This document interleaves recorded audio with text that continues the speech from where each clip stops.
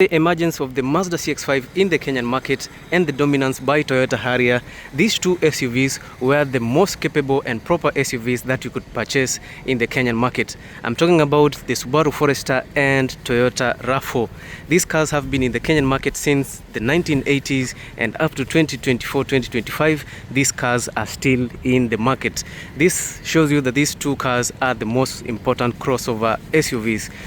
Now, some other people have a challenge in deciding which SUV to buy, a Subaru or a Toyota RAV4. Today we are going to do a very interesting video. Let us look at both of the two SUVs and see which car is the most practical car to purchase today in the Kenyan market. Now, these two SUVs are the highest trims on either class that we can have here in Kenya. The Toyota RAV4 is the RAV4 Adventure, while this Subaru Forester is an SK9 Subaru, which is one of the most efficient cars in terms of fuel, and also in terms of off-road capabilities. This Subaru is more rugged. On the other hand, also this Toyota RAV4 is one of the most capable cars in terms of off-road adventures and also in terms of reliability. Both cars have been in the market. Parts are ever available. The only challenge about these cars is that each and every time the prices keep going up. For example, this Toyota RAV4 goes for a cool 5 million shillings, while this Subaru Forester goes for a cool 4.5 million shillings. Now, do not say the price is a bit high, because this is not a regular Subaru. The regular Subarus goes for 3.7 million shillings, but since this is a special unit, it goes for a cool 4.5 million shillings. I'm going to show you that in a few minutes, so that at least you understand why the price on this is slightly higher than the regular ones. Now, if you're new in this channel, make a point of subscribing, like the video, share, and leave a comment on what car you want us to see in the next video. Remember, these are not the only cars that we have. There are two other RAV4s available here. We have this white RAV4 and we have another black RAV4 there. In terms of Subaru Foresters, there are several other cars, including this. We have this Subaru Forester e-Boxer.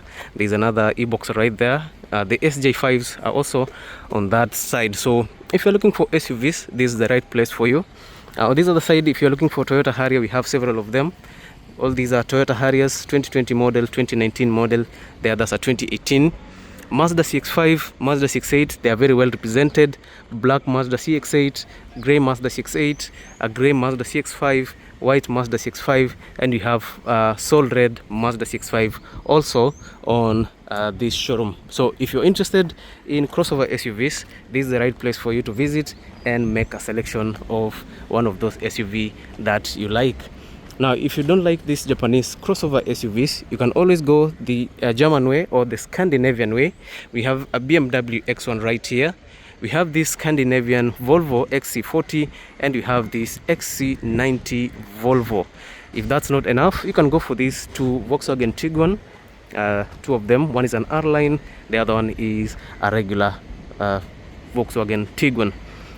Now, let us focus on these two cars. Let me give you a 360-degree view of each of these cars, and let's talk about the specs and the most important features about both the two cars. Now, starting with this Subaru, this is a 2019 Subaru Forester SK9 powered by a 2-liter flat 4 petrol engine that gives you an amazing 156 horsepower, 197 Newton meters of torque. All that power is sent to all the four wheels via the Subaru symmetrical all-wheel drive. So this is one of the most efficient cars in terms of fuel economy. In this case, we are talking about 13 to 14 kilometers per liter. So yeah, it's a nice unit. And of course, for the flat 4, you get a nice unit.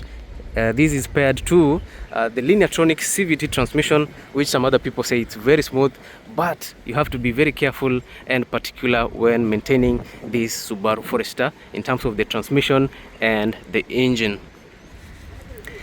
This Toyota RAV4 also is powered by a 2-liter petrol engine, inline 4, which is naturally aspirated.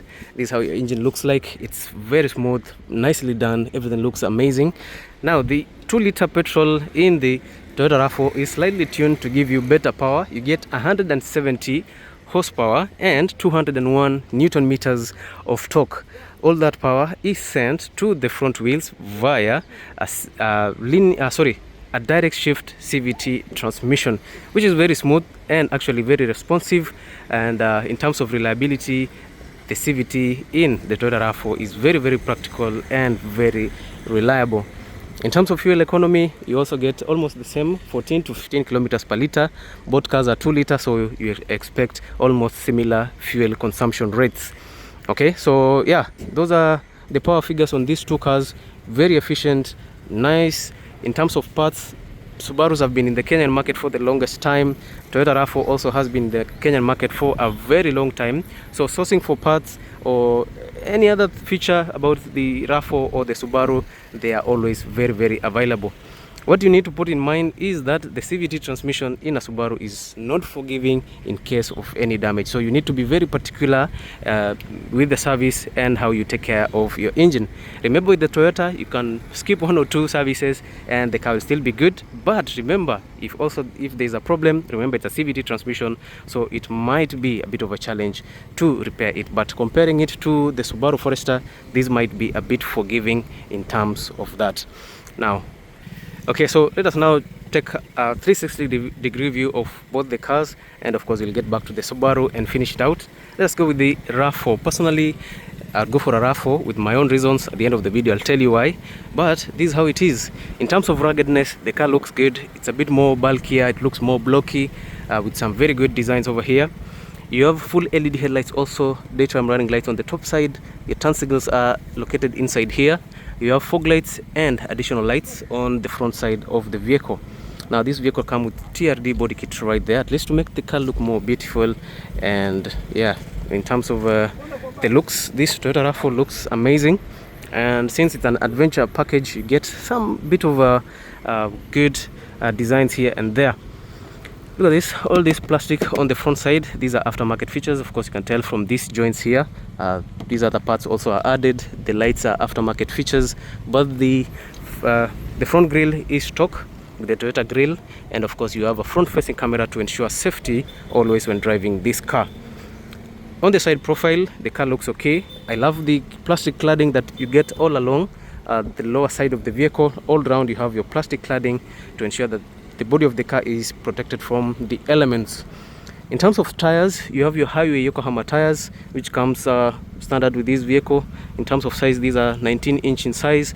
You have these beautiful machine cut alloys also on the Subaru, vented brake discs, some nice brake calipers over there, and you get your Mark IV and strut suspension with coil and springs, which are of course independent to ensure that each tire is able to adjust to the road conditions actively. In terms of the side mirrors, we have this aftermarket feature, LED turn signals over there, cameras on the side. Down here you have this plastic cladding over here. Keyless entry, you can tell from this part here, it shows you that as soon as you have the key in close proximity, you can actually access the interior nicely and easy. On the top side you have these mini roof rails, very good design. I think these are modern design that most SUVs are going for, or most car manufacturers are preferring that design over what you get in this Subaru. But yeah, it all goes down to preferences. On the rear side, in terms of the suspension system, the Toyota RAV4 has the multi-link independent suspension system, which is a bit more firmer. It gives you good grip and good handling, which is a nice feature. In terms of the rear side, everything looks okay. I think I love the new design right here. Full LEDs on the taillights. It looks good, minimalistic in design. You have this small, what do you call it? Yeah, the name has gone, man. Okay, you have your brake light over here, aerial fin on the top side, nicely tinted rear window right there, wiper for the rear side, rear facing camera over there. On the rear side you get your TRD body kit, which means you get bulkier finish, a number of sensors on the lower side, a number of reflectors here and there. You have double exhaust on this unit, which is still very much okay, and it handles nicely the power output from the engine. In terms of the Subaru, starting from the rear side, you get this beautiful design here. I think this one looks a bit more wider than the Toyota RAV4, but in terms of design, it all goes down to personal preference. I think the RAV4 looks nicer, but some people prefer what you get in a Subaru Forester. You also get LED taillights here that cuts all the way into the boot section. You have your bulb technology on your reverse lights, and your turn signals. You have a mini spoiler here with brake light on it and an aerial fin just like in the Toyota RAV4. In terms of the rear window, in the Subaru Forester it's a bit more clear, so you can actually see the interior, unlike what you get in the Toyota RAV4. The RAV4 is a bit heavily tinted than the Subaru Forester.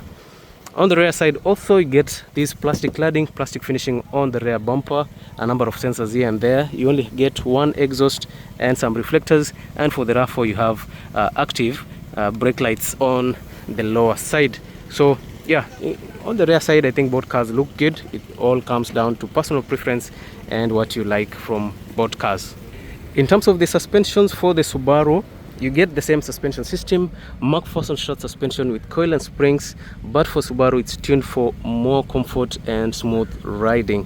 And you get some nice all-weather tires right there, machine cut alloys which are a bit smaller than what you get in the RAV4. These are 18 inches, the RAV4 had 19-inch wheels.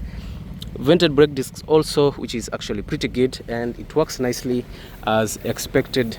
In the rear suspensions for the RAV4, for the Subaru Forester, you get double wishbone suspension with coil and springs with independent capabilities also, which means for the double wishbone you get better comfort in the interior, better road handling, and of course active damping also. We said the RAV4 has multi-link suspension system, which is a bit more robust with good handling and good grip, but I think in terms of comfort the Subaru Forester has it.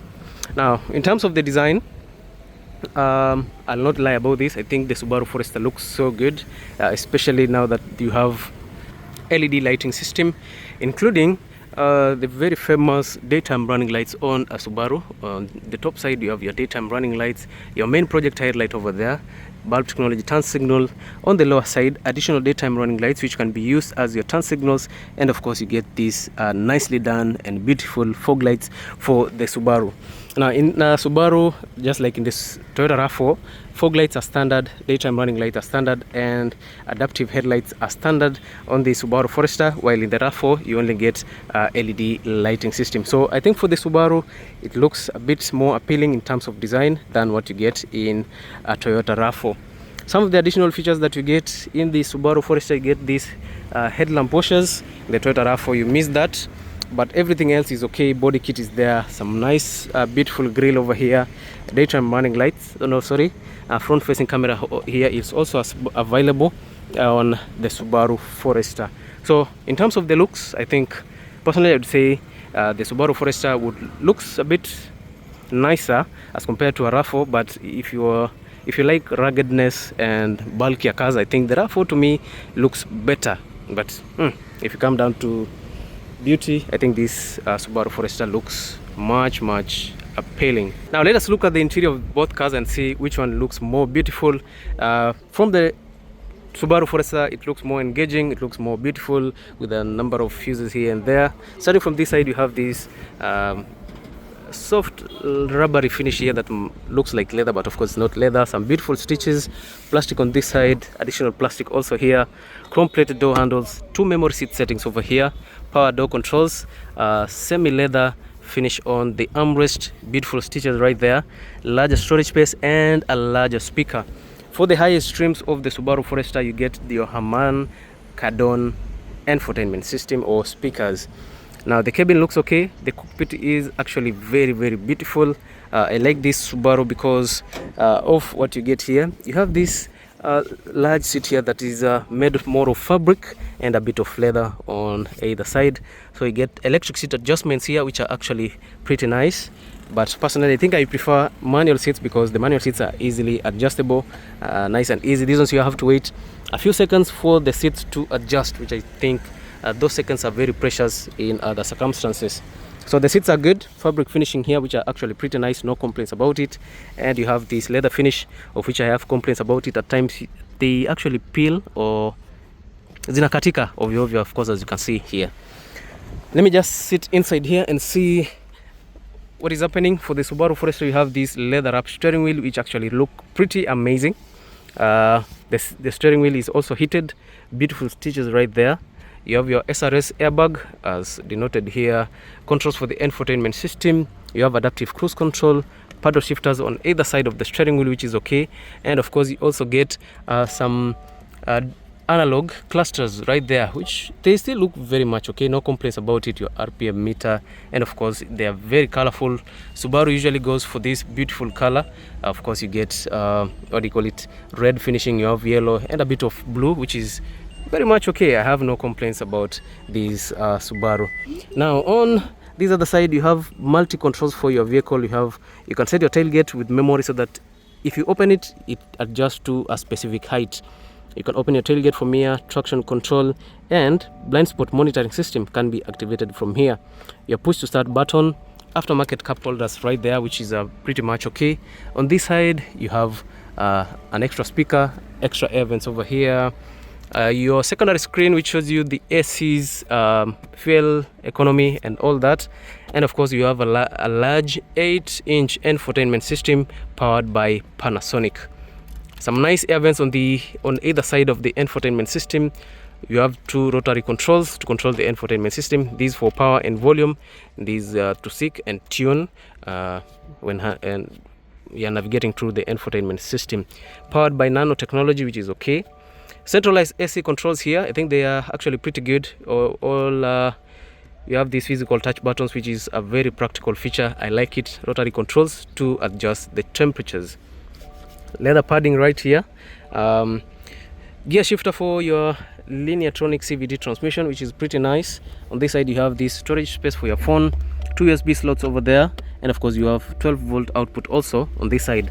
An aftermarket HDMI display, HDMI port. On this side, these are the most functional parts of the car: front view, side view for the cameras. In terms of powertrain or driving modes, you have snow and dirt, deep snow and mud, and of course you have your normal mode. For the normal mode, you just push it down. If you need to turn to snow and dirt, you turn it to the left. If you need deep snow and mud, you turn it to the right. Electronic parking brake, 2 cup holders right there, armrest here with a larger storage space, and yeah, the center console on this car looks good. Dashboard is nicely made. You have this glove compartment, and for the front passenger they get the same accessories as the driver's seat. Same design with electric seat adjustments. On the front door, almost the same features, which is pretty much okay. On the top side you have your digital rear view mirror. You have also your pre-collision monitoring system, lane departure assist, and you can close and open your sunroof from this side. LED lighting for the interior is also available, which is pretty good, nice and easy. And you have the most special feature of this Subaru Forester, the sunroof. Okay, yeah, so let us check out the rear side and we'll proceed to the Toyota RAV4. Now for the Subaru Forester, it looks good. The front door, also the rear door looks good, nice and easy. The space here looks amazing. It's actually so large. For a family of 5 large people, 3 people can sit here. On the front side 2 people, but in the Kenyan spacing, 5 people can sit here. This space is very much adequate for 5 individuals. In terms of accessories, air vents, 2 USB ports to charge your accessories, and of course you get 2 seat warmers for these seats on the rear side. Additional pockets to put a few things here and there, and of course the rear passengers also can get to enjoy the convenience of a sunroof. Let me show you the tailgates. In terms of the tailgate or the storage spacing here, you get 520 liters of space, which is actually adequate for daily use. You get this mat here which protects this side from damage, which is actually pretty good. And of course you have your Subaru writing over there. You can fold the rear seats using these buttons, which is actually pretty quick. That is immediate. You don't have to waste time when folding the seats. You get up to 1,100 liters of space with the rear seats folded, right? Now, one special feature available here are the accessories. Down here you get a full-size spare tire, something that you don't get in a Toyota RAV4. So Subaru Forester, I think that's a cool feature for you guys. That's actually amazing, and yeah, I'd say value for money. With your electric tailgate, you can easily close it nicely. Let us now turn to the RAV4 For the RAV4, you don't have an electric tailgate. You have this manual tailgate here.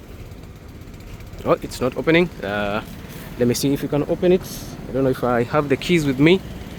Yeah, for the Subaru, for the RAV4, you have larger spacing. You get up to 508 liters of space, 1200 liters of space with the rear seats folded. All right. Yeah. So for the RAV4, I think yeah, it has run out of battery, and unfortunately I can't open the tailgate for you. We have 580 liters of space on the rear side. Anyway, I have to show you the interior. The interior of this RAV4 looks amazing. So for the Toyota RAV4, I think the design on the door is straightforward. There's not so many features fused together. It's not very much designed like in the Subaru Forester. You have this beautiful design here, some nice leather material. I think this is also synthetic leather, beautiful stitches, chrome plated door handles, large door handle, power door controls, a large speakers right here, and a deeper storage space for your water bottles. On this side, the interior looks good. Everything here looks nice. You have this large leather seat here with the electric seat adjustments also, which is pretty nice. And I actually love the stitches that you get right here, and this orange colors here to show you that these are RAV4 Adventure. So it makes the car look more beautiful, just like in the Subaru Forester X-Brake, which has some bit of orange finishing. Now inside here in the cockpit, it doesn't look tech savvy like in the Subaru Forester. I think this is just straightforward. The car looks okay. Aftermarket cup holders, just like in the Subaru Forester. No memory seat settings on this, which is a downside. A bit more of storage space. In terms of practicality, this is okay. Some features are missing. You get a 360-degree view of the car. You can adjust your headlights automatically from there. You have this large steering wheel, leather wrapped also, which actually feels pretty good. Controls for the infotainment system on this side, adaptive cruise control also on this Toyota RAV4, and you get your SRS airbags. For the RAV4, you have a mix of digital and analog clusters. In this case, you have a bit more of digital clusters with a mileage of 83,000 kilometers mileage.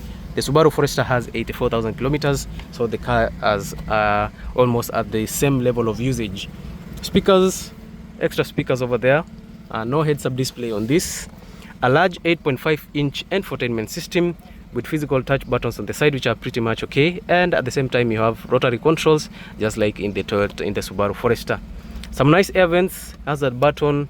On the dashboard you have this rubbery finish over here with some nice stitches also. Your push to start button, centralized AC. I think the ACs on these are minimalized to ensure that it takes the least space, like in the Subaru Forester. Rotary controls, which actually feels like good quality rubbery finish for better grip, and of course controls are assigned on the AC, so you can adjust or you can activate your duals on AC. You can switch on the AC from here, you can put it on auto, or you can switch off the fans. All these other features are nice and handy. Of course it feels like a high grade material. It feels pretty good. Traction control over here. For this RAV4 is supposed to have seat warmers on this side, but unfortunately we don't get that here. USB slot over there, 12-volt output. You have this part for your phone. For the higher trims, this side has wireless charging. Gear shifter for your CVT transmission, electronic parking brake, auto hold, and you have your driving modes. You have eco, normal, and sport mode. And for your off-road capabilities, you have the same features as in the Subaru Forester. You have mud and sand, rock and dirt, you have snow, and you have hill descent, something that you don't get in a Subaru Forester. And if you need to drive it in normal mode, you just push it down, just like in the Subaru Forester. The center console is large enough with plastic finish. This one looks more stylish than in the Subaru Forester. Two cup holders here, which are actually large enough. A larger armrest with a bit more of a softer finish, and you have a larger storage space, 2 USB ports to charge your accessories. On the top side, you have digital rear view mirror, which is okay. It looks like the one in the Subaru Forester. Storage space here for your sunglasses. LED lighting in the interior, which is very much okay. Your SOS button right there, and additional lighting for the RAV4. But in this case, there is not, so the batteries are not in, so you don't get power. In terms of this, the front seat also full leather, beautiful stitches and electric seat adjustment. Our electric seat adjustments, which are very much okay. You have a storage space over here and a large glove compartment. So for the RAV4, I think it looks good. It looks good, but I think Subaru Forester has an edge over the RAV4 in terms of the interior quality. Sorry, in terms of the tech, but in terms of the interior quality, the RAV4 has it. On the rear side, both cars look good. There's not so much to talk about on the rear side. In terms of design, both cars look good. For the RAV4, about the door, everything is okay. Powered window right there, chrome plated door handles, storage space and your cup holder. And on this side, this looks okay. Leather finishing all over, beautiful stitches, beautiful design, 2 cup holders, leather finishing. On this side you have 2 air vents, and of course you have 2 USB slots there to charge your accessories, just like in the Subaru Forester. Additional feature that you get here that is not in the Subaru, that is in the Subaru Forester that is not here, is the seat warmers. For the RAV4, both on the front side and on the rear side, we don't have seat warmers. So yeah, I think that's the comparison of the 2 cars. In terms of pricing, the RAV4 is a bit expensive, but in terms of reliability, practicality and fuel economy, I think the Toyota RAV4 is an all-round vehicle as compared to the Subaru Forester. But if you want a vehicle that handles better in the off-road, I think Subaru Forester is a better option because it gives you some better ground clearance, and for the Subaru all-wheel drive, symmetrical all-wheel drive, it gives you better grip and handling on the roads, especially in slippery environment or in the off-road setup. So it comes down to personal preference. What would you do with your 5 million shillings? Go for a Subaru Forester and have 500k change, or go full range with the RAV4 and have years of reliability and resale value. So for me, apart from what we are getting in the Subaru Forester, I'll still go for a Toyota RAV4 because of the practicality and reliability.